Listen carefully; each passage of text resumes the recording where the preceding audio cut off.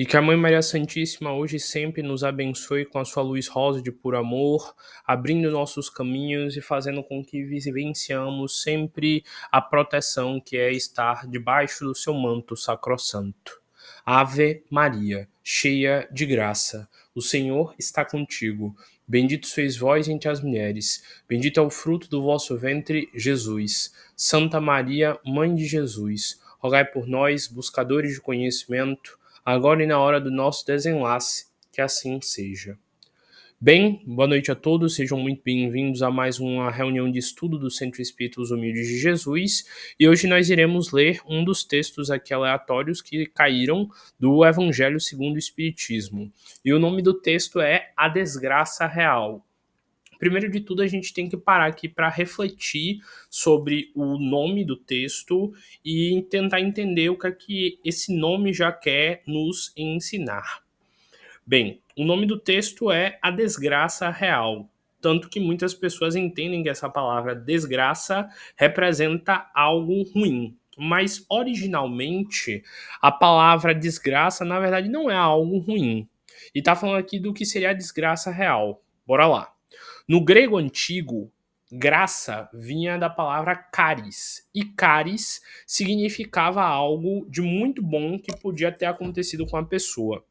Era muito comum quando uma pessoa na mitologia grega tinha algum superpoder, ou então ela tinha uma inteligência fora da média, ou então ela tinha alguma habilidade que era geralmente associada a um deus, serem ditos que aquela pessoa tinha uma caris daquele deus. Por exemplo, uma pessoa muito bonita e muito atraente, ela poderia ter a caris de Afrodite, ela poderia ter a graça de Afrodite. Significaria que ela era tão bonita, tão interessante, tão atraente, que com certeza a deusa do amor colocou uma graça sobre ela. Vamos dizer que você é um excelente caçador, que você entra nas florestas e você tem a grande capacidade de encontrar qualquer animal e de que você é um grande guerreiro forte e viril. Podiam dizer que você tinha a caris de Ares, o deus da guerra, ou então que você tinha a esperteza e a inteligência estratégica de Zeus, o deus da sabedoria e o rei do Olimpo. Então era muito comum dizer que uma pessoa que tinha uma grande habilidade, que tinha uma grande capacidade, ela tinha uma caris. Sei lá, um bom palestrante, um bom professor, ele poderia ter a caris de Hermes, ele poderia ser um hermeneuta, porque ele tem grandes habilidades de falar, de ensinar e de tocar os outros com as palavras.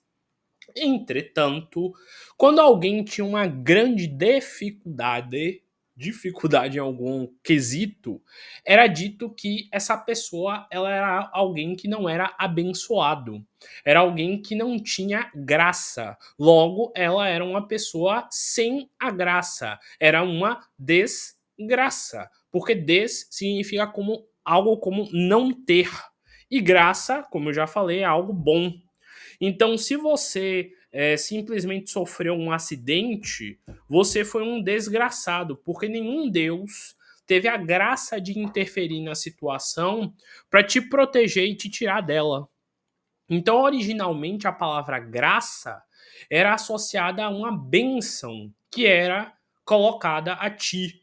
Então, se eu digo para você que você é uma pessoa abençoada, eu estou dizendo que você é cheia de graça. E se eu estou dizendo que você não recebeu bênçãos, é a mesma coisa que dizer que você é um desgraçado. Tanto que a palavra caris foi de onde surgiu a palavra carité, caritar, caritas, que é o ato de você cuidar de alguém. A caridade vem disso, que é quando você está se importando e está querendo cuidar de alguém, você está sendo caridoso, você está entregando caris, você está abençoando alguém com o seu carinho e o seu cuidado. Então, ao falar aqui qual seria a desgraça real, o que o texto está tentando nos ensinar aqui é o que realmente é um momento onde, sei lá, os deuses esqueceram da gente, ou o que é realmente um momento de sofrimento verdadeiro, o que é um momento onde a gente realmente está passando por uma situação de dificuldade que realmente a gente tem que lamentar de tão doloroso que é. Então tá falando aqui o quê? Que existe uma desgraça que é a real, que é a verdadeira, E existem falsas desgraças, no caso, momentos onde nós utilizamos de uma falsa ideia para poder resmungar. Ah, hoje meu dia foi horrível, foi uma desgraça ter vivido esse dia. Só porque o dia foi ruim em algum momento, você pode achar que você foi desafortunado, que aquele momento não foi bom. Então o texto ele vai ser toda uma reflexão sobre como percebermos o que é um verdadeiro sofrimento e o que é um sofrimento falso. Bora lá ler o texto então para a gente refletir sobre quais seriam as falsas graças ou a desgraça que a gente passa na vida.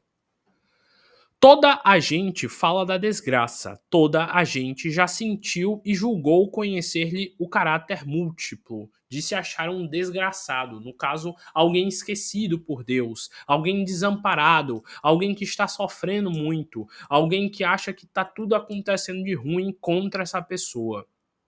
E aí o texto continua. Venho eu dizer-vos que quase toda a gente se engana e que a desgraça real não é absolutamente o que os homens, isso é, os desgraçados, o supõem. Então, o que é que o texto tem aqui como tese? Ele tem a tese de que todas as vezes que nós humanos estamos nos achando desgraçados, nós não estamos realmente sofrendo de verdade no sentido do que seria não ter graça. E como é que o texto ele vai explicar por que isso aí acontece e por que nós não estamos sendo desgraçados de verdade quando nós estamos sofrendo? Bora parar para pensar. Segundo a doutrina espírita, toda vez que algo de ruim acontece conosco, é exatamente para o nosso amadurecimento, a nossa evolução e o nosso desenvolvimento. Tanto que lá tem um trecho na Bíblia que Jesus diz que era melhor que aquele cego tivesse sido cego, porque pelo menos ele não poderia usar os olhos dele para cometer erros e pecados.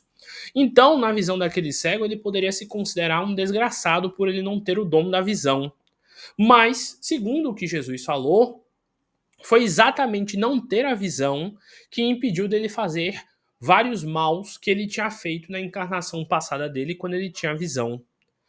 Por exemplo, a gente já leu aqui vários livros que diziam que uma pessoa tinha vindo muito rica e que ela usou a riqueza e o poder que ela tinha para maltratar pessoas, para torturar pessoas, para perseguir pessoas. Talvez vir numa encarnação pobre, sem dinheiro, seja uma forma dela ser contida, de que a vaidade dela, o ego dela não se desperte de novo. Porque, como diz uma frase, dê poder a um homem e você conhecerá quem ele é. Eu não estou dizendo que todo mundo que é pobre está passando a encarnação por causa disso, não. Eu estou dando exemplos gerais. Como eu já falei aqui várias vezes, o dinheiro não é o problema. O dinheiro é como você. O problema é como você usa esse poder financeiro que lhe é dado. E se você mudar a sua forma de pensar a vida, se você estudar muito, se você ler muito e você se tornar uma pessoa digna, é óbvio que Deus vai abrir portas para você ter os seus ganhos. Então, o texto aqui está dizendo que, na maioria das vezes, quando a gente acha que a gente está perdido, quando a gente acha que a gente está sofrendo, quando a gente acha que já não tem mais o que ser feito, é quando as coisas se organizam. É quando tudo volta para o eixo e onde a gente volta a ser feliz. É depois de um momento de sofrimento que a gente geralmente busca o caminho que vai nos trazer a felicidade. É geralmente quando a gente está indignado e quando a gente não aceita mais passar por uma coisa na nossa vida, que a gente geralmente muda de postura, assume uma nova forma de lidar com as dificuldades e ultrapassa, vence as barreiras que nos foram postas na vida. Então o texto ele vai tentar aqui nos ensinar a perceber isso, de que toda vez que a gente está passando por um momento que a gente julga ser desgraçado, que a gente não entende por que nós estamos sofrendo, na verdade é uma oportunidade da gente evoluir. Na verdade é uma oportunidade da gente pagar o que a gente está devendo e se libertar. Tanto que, por exemplo, eu já citei aqui em várias palestras, tem algumas religiões que entendem que o inferno é parte da bondade de Deus. Essa frase fica estranha, não é? Mas eu já expliquei aqui para vocês várias vezes que tem culturas que entendem que o inferno é um local onde o pecador paga pelos seus erros. E que, em algum momento, quando ele se arrepender de todo o mal que ele tiver feito, ele vai ser liberto do inferno e ele vai poder ir para o céu. Então, segundo algumas religiões, o inferno é parte da bondade de Deus, porque é uma chance que Deus dá de você pagar aqueles pesos e aquelas culpas que você carrega na sua alma e se libertar daquilo. Afinal, quando a gente viu lá o Nosso Lar, o que é que dizia? Que André Luiz ficou vários anos no umbral porque ele se sentia culpado por tudo que ele fez de errado, pelas pessoas que ele não atendeu, por ele não ter utilizado bem o fato dele ter sido médico, por ele não ter ajudado mais pessoas, por ele não ter tido boa vontade para auxiliar pessoas que precisavam dele e não tinham como pagar. Enfim, mostrou que ele tinha tanta culpa que só depois de ter sofrido muito tempo no umbral que ele aceitou se ver como não mais um desgraçado e aceitou ajuda para sair de lá. Então, o tempo que ele passou no umbral foi essencial para ele poder se tornar André Luiz que a gente conhece, o André Luiz dos livros, que fez tantas escritas boas que nos ensinaram tanto. Então, pare para pensar na sua vida. Se não fossem os momentos de dificuldade nela, talvez você não tivesse a reação para mudar ela e chegar a novos patamares. Se não fosse o momento onde você tivesse confuso, sem saber direito o que vai acontecer, preocupado, angustiado, você não teria tomado atitudes que fariam você mudar de vida. Então, lembre-se que a vida é feita de causas e de efeitos. E é geralmente com a dor que a gente reage para fazer algo de novo e seguir por novos caminhos. Então, continuando o texto. Venho eu vos dizer que quase toda a gente se engana e que a desgraça real não é absoluta. O que os homens, isso é, os desgraçados, o supõem. Eles a veem na miséria. Vem a desgraça na miséria, vem a desgraça no fogão sem lume, no caso, no frio do inverno sem ter onde se aquecer, no credor que ameaça cobrando suas dívidas, no berço de que os anjos sorridentes desapareceram, nas lágrimas, no féretro que se acompanha de cabeça descoberta e com o coração despedaçado, na angústia da traição, na desnudação do orgulho, que desejará envolver-se em púrpura. O mal oculta a sua nudez sob andrajos da vaidade. Então tá dizendo aí o quê? Que muitas das vezes a gente acha que num pequeno momento de sofrimento, a dor toda do mundo tá ali. De que num instante onde algo aconteceu pra gente e que não foi bom e que a gente não gostou, é onde a verdadeira desgraça está.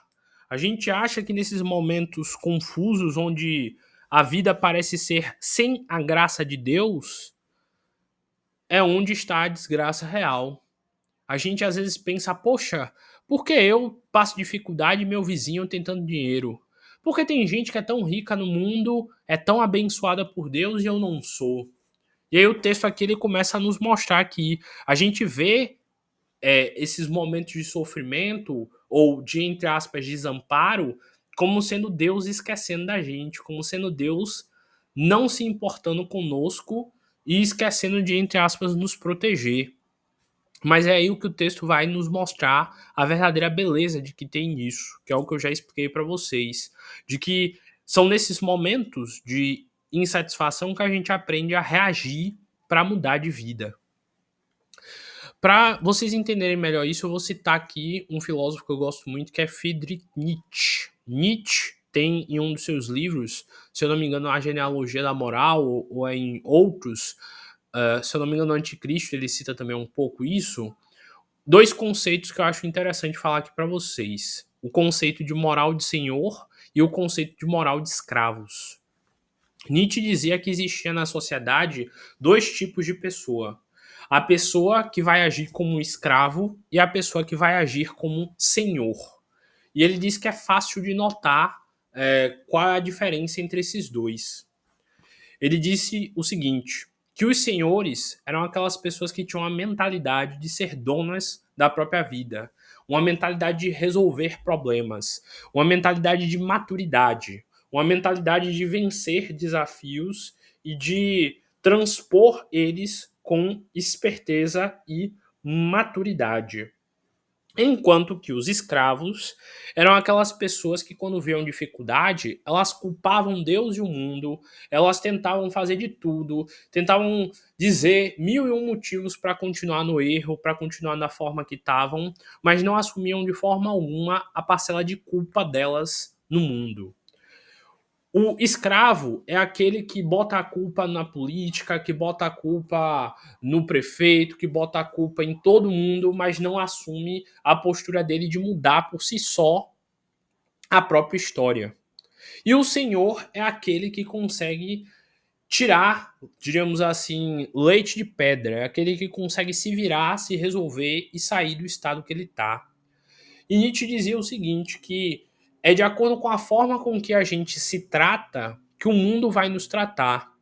Se você se acha o coitadinho, o sofredor, que todo mundo está contra você, a vida vai fazer você sempre estar dessa forma.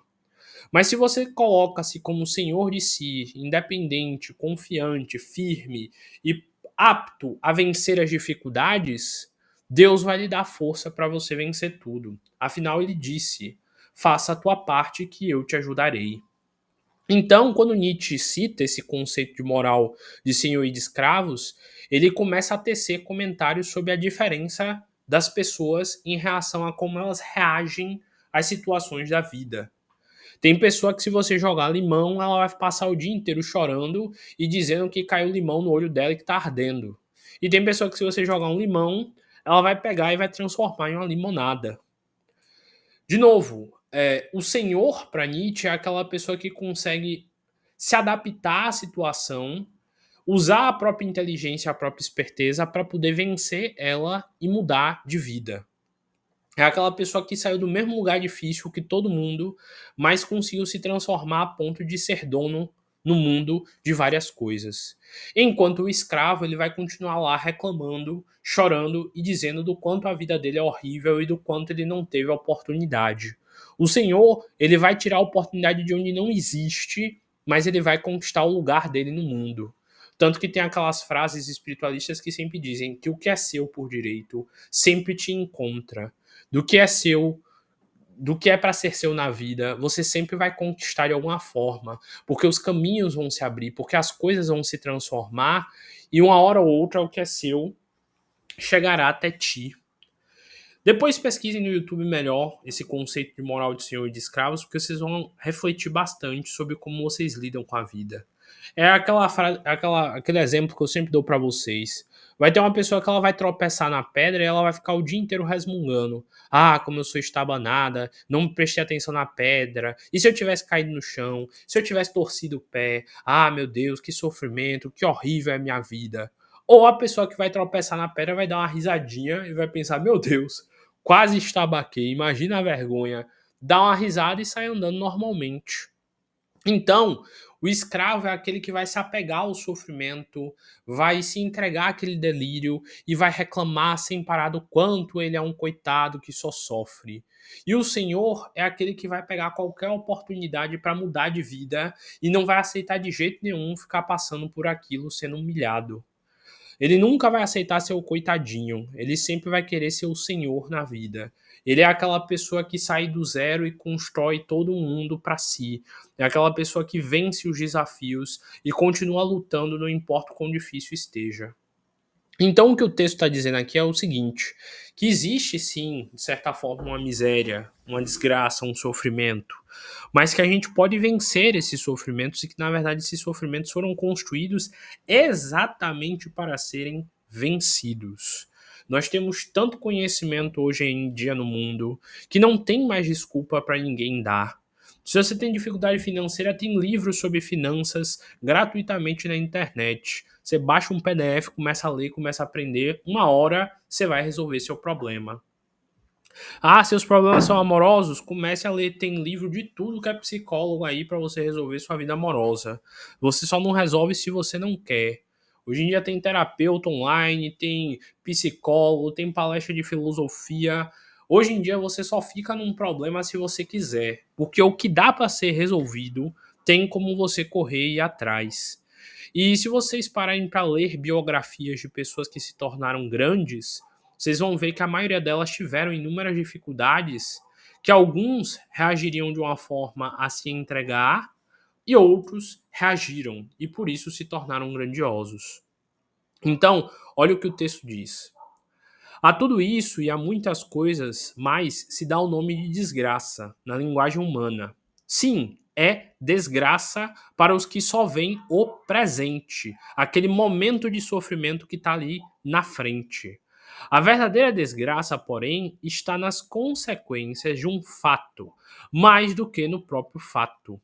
Dizei-me se um acontecimento considerado bom na ocasião, mas que acarreta consequências funestas, não é realmente mais desgraçado do que outro, que a princípio é negativo, mas que a longo prazo se torna algo bom. Então tá dizendo aí, é muito melhor você sofrer um pouquinho e depois evoluir, amadurecer, crescer e mudar de vida, do que você ter uma coisa boa, rápida, mas que depois se torna algo ruim a longo prazo. E o que tá dizendo aqui? A vida é como se fosse um videogame. Para você passar de fase, você tem que vencer os desafios que aquela fase ali estão te provocando. E você só vai vencer desafio querendo transpor eles, querendo ultrapassar eles e não se entregando e dizendo: ai meu Deus, realmente não dá para eu lutar contra isso. Quem realmente quer passar de fase não vai aceitar que a fase está difícil, vai continuar insistindo, insistindo, insistindo até zerar o jogo. Curiosamente, eu já conheci muitos amigos que adoram jogar e no joguinho deles, eles vão até o fim. Eles não param até zerar o jogo. É impressionante a obstinação que eles têm para zerar o jogo a todo custo. E aí uma vez um amigo meu tava jogando e eu perguntei a ele, velho, por que no jogo você é tão focado? Por que no jogo você não desiste até passar de fase?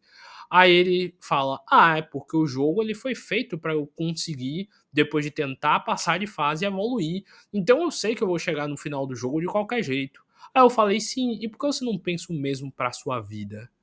Aí ele parou assim, ficou me olhando sem entender nada, refletindo, refletindo e falou: na minha vida eu não tenho a certeza se no final eu vou ganhar ou não. Aí eu falei: rapaz, no jogo você também não tem certeza não, mas você insiste tanto que você passa de fase, por que você não faz o mesmo com a sua vida? Ele parou de novo, me olhou, me olhou, me olhou e falou: rapaz, agora você me pegou, é verdade. Aí ele foi lá e pensou, rapaz, agora eu vou começar a fazer isso no resto da minha vida. Ele tentou durante o tempo, depois voltou a não fazer muita coisa, mas faz parte da vida, né? Então, eu deixo essa reflexão pra vocês. Quando é um joguinho na internet, quando é uma brincadeira, quando é um pega-pega, quando é um amarelinho, uma coisa simples, você só para de jogar quando você vence o jogo e mostra a todo mundo que você conseguiu. Mas por que com a sua vida pessoal, que também é um jogo chamado encarnação, você não faz isso? Por que quando as dificuldades vêm, você se entrega a essas dificuldades, à lamúria, à reclamação, ao desespero, ao medo, à insegurança? Porque no jogo a gente tem tanta certeza que a gente vai conseguir passar da fase, que é pra gente ficar insistindo que uma hora vai dar certo. E por que na nossa vida a gente fica tão inseguro, com tanta dúvida, com tanto medo? Então, o que o texto aqui ele tá nos provocando o tempo inteiro é o quê? A pensar que se agora eu tô errando na fase, eu tô sofrendo, é porque eu tô ganhando um conhecimento que vai me fazer conseguir passar da fase daqui a pouco. Pare aí pra pensar quantas vezes na vida você não se bateu numa situação que você achava que não tinha saída. E que o tempo passou, que as coisas foram se resolvendo e que hoje em dia você nem lembra dessa dificuldade toda. Mas se você não tivesse se provocado a tentar vencer a todo custo, talvez você tivesse ficado lá embargado, parado na situação.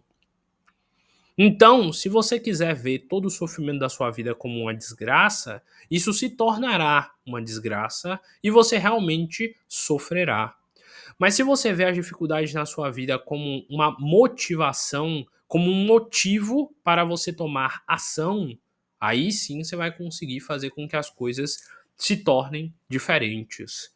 Afinal, como é que diz o ditado? Água mole, pedra dura, tanto bate até que fura.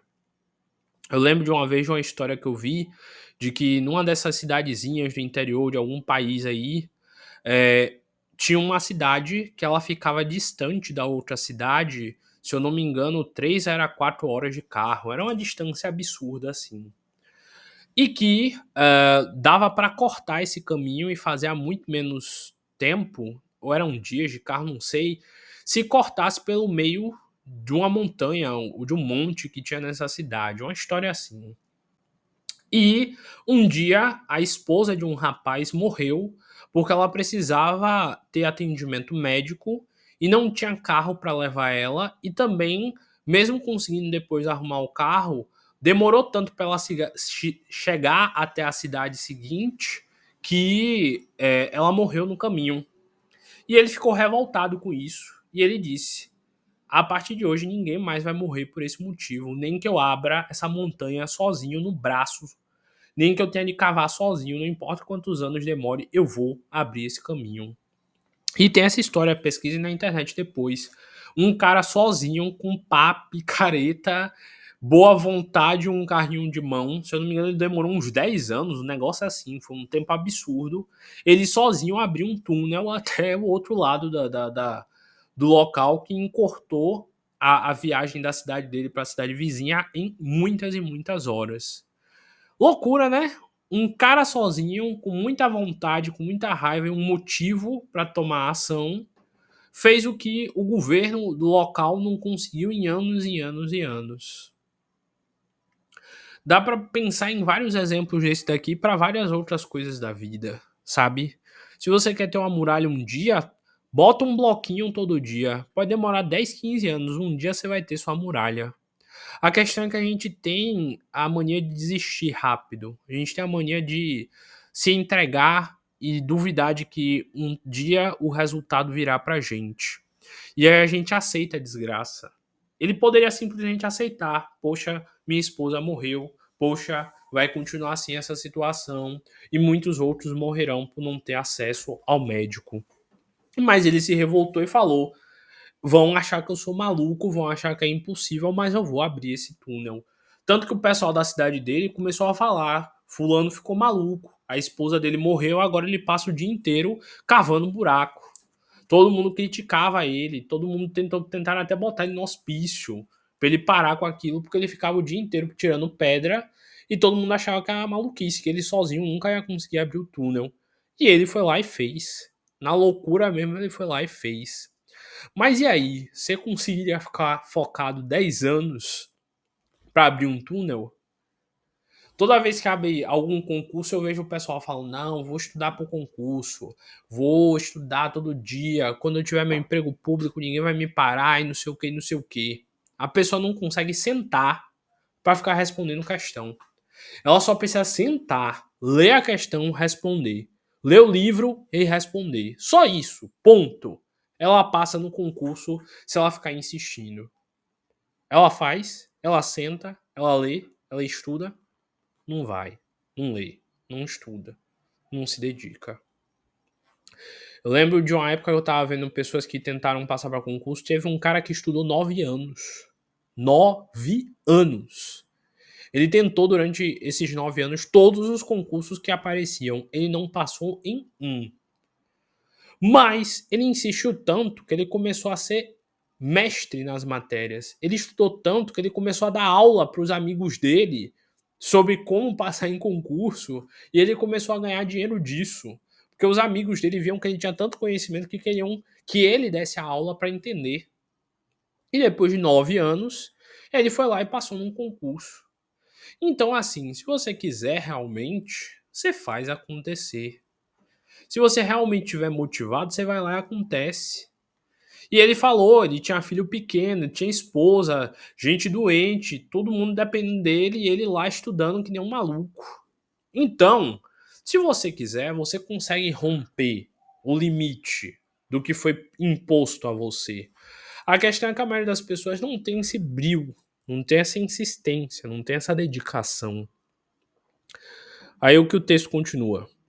Sim, é a desgraça para os que só veem o presente. A longo prazo tem como resolver, mas se você pensar só em hoje, fica difícil.